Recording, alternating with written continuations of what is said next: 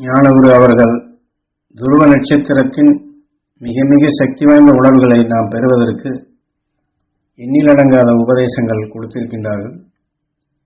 இதிலே இமயமலையில் பனிப்பாறைகளுக்கு மத்தியில் குருநாதர் அந்த சக்தி வாய்ந்த உணர்வை நுகர்வதற்குண்டான சந்தர்ப்பத்தையும் ஏற்படுத்தி அந்த உயிர் வாழ உனக்கு உயர்ந்த சக்தி கொடுக்கின்றேன் என்று எந்த துருவ நட்சத்திரத்தின் சக்தியை காண்பித்தாரோ அதை நாமும் நுகர்ந்து நாமும் அந்த உயிர் வாழும் சக்தியாக அதை பெறுவதற்கு உபதேசிக்கின்றார்கள். ஆனால் ஒரு சமயம் இமயமலைக்கு செல்லப்படும் பொழுது மலை உச்சியில் பனிகள் உறைந்திருக்கின்றது. ஆனால் உறைந்த பனிகளுக்கு மத்தியிலே ஒரு இடத்திலே, அதாவது கந்தக பாறை அடியில் இருப்பதால் சுடுதண்ணீர் கிணறு என்று இருக்கின்றது. அந்த இடத்திலே ஜூடு அதிகமாக இருக்கின்றது. ஜூட்டினால் கரைந்து அந்த பனிப்பாறைகள் நீராக ஒரு குளம் மாதிரி இருக்கின்றது. அந்த குளத்திற்குள் பார்த்தோம் என்றால் அடியில் இருக்கக்கூடிய சிறு துரும்பு கூட என்றால் நீர் அவ்வளவு பரிசுத்தமாக இருக்கின்றது. கண்ணாடி போல அடியில் இருப்பதெல்லாம் தெளிவாக தெரிகின்றது. ஆனால் அதிலிருந்து ஜூட்டினால் புகை வருகின்றது. ஒரு துணியில் அரிசியை போட்டு கட்டி அதில் முக்கி ஒரு 10 நிமிடம் வைத்திருந்தால் போதும்.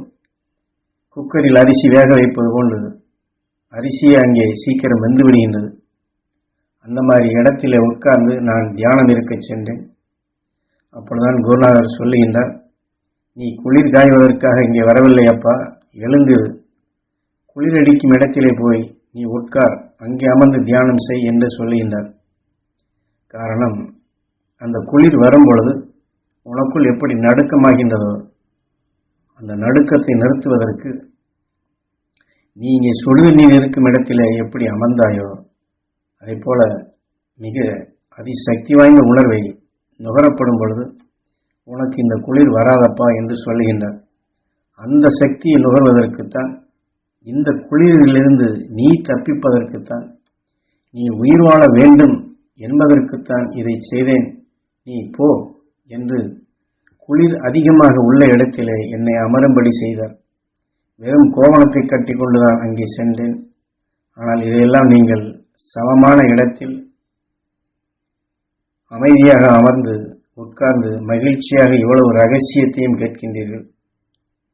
ஆனால் அங்கே எனக்கோ கிடுகிடு கிடுகிடு என்று நடுங்குகின்றது. குருநாதர் சொன்ன முறைப்படி தியானிக்கவில்லை என்றால் கிர் என்று உடலிலும் இறைச்சல் வருகின்றது. சில பேருக்கு பார்க்கலாம், மார்கழி மாத அந்த பனிக்காலத்தில் உடலுக்குள் இருந்து கிர் என்று இறைச்சல் வரும். ஆக அதுபோன்று இமயமலை குடியில் இருந்தால் எப்படி இருக்கும்? இருதயம் இறையப்படும் பொழுது கொஞ்சம் வேகமாக அதுபோன்று ஆகி டக்கென்று குறைந்து விட்டால் மூச்சு நின்றுவிடும். காரணம், அந்த இரத்தங்கள் ஓடும் பொழுது இயக்க சக்தியாகும் பொழுது உறைந்து விட்டால் இன்ஜின் நின்றுவிடும். அது அந்த மாதிரி இடங்களிலே மிக சக்தி வாய்ந்த துருவ நட்சத்திரத்தின் உணவை நுகரும் பொழுது, உடலுக்குள் அந்த உணவை நான் செலுத்தும் பொழுது ரொம்ப சுகமாகவே இருக்கின்றது.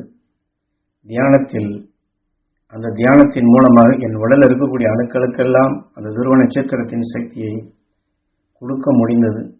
ஏனால் துருவ நட்சத்திரத்தின் சக்தி இப்படி எனக்குள் பெருக்குவதற்குத்தான் தனித்து அங்கே அனுப்பினார் குருநாதர்.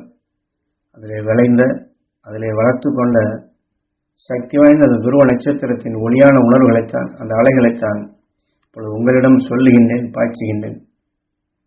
குருநாதர் எவ்வளவோ கஷ்டப்பட்டு அவர் அந்த ஆற்றல்களை பெற்றார். அவருக்குள் விளைந்த உணர்வின் உணர்ச்சிகளை அதை கவரும் ஞான வித்தாக எனக்குள் பதிவு செய்தார். அவர் வழியிலே அதை செயல்படுத்தும் பொழுது அனுபவபூர்வமாக நான் தெரிந்து கொள்ள முடிந்தது, எடுத்துக்கொண்டேன். அதைத்தான் இப்பொழுது உங்களுக்குள்ளும் பதிவு செய்கின்றேன். துருவ நட்சத்திரத்தின் பேரருள் பேரொளி ஏங்கி பெறுவீர்கள் என்றால் தீமைகள் செய்யும் உணர்வு அனைத்தையும் அது கருக்கிவிடும். என்றால் ஒவ்வொரு கோணத்திலும் துருவ நட்சத்திரத்தினுடைய சக்தி மிக மிக சக்தி வாய்ந்தது. அதை நுகர்வதற்கு குரு அவருக்கு எப்படி அந்த சந்தர்ப்பத்தை ஏற்படுத்தி அந்த சக்தி வாய்ந்த உணர்வுகளை பெறும்படி செய்தாரோ, நாமும் அந்த சக்தி வாய்ந்த உணர்வுகளை பெற வேண்டும். அந்த பேராற்றல்களை வளர்த்து கொள்ள வேண்டும். துருவ நட்சத்திரத்தினை பற்றுடன் பற்ற வேண்டும். துருவ நட்சத்திரத்தினுடைய பேரருள் பேரொளி நம் உடலில் இருக்கக்கூடிய அணுக்களுக்கு அனைத்திற்கும் அது உணவாக கொடுத்து நம் உடலில் இருக்கக்கூடிய அணுக்களையும் ஒளியான அணுக்களாக மாற்ற வேண்டும். எத்தகைய தீமை நஞ்சு எது வந்தாலும் மாற்றி அமைக்கக்கூடிய சக்தியாக நாம் பெற வேண்டும். துருவ நட்சத்திரத்தின் ஈர்ப்போட்டத்திலேயே நாம் வாழ வேண்டும்.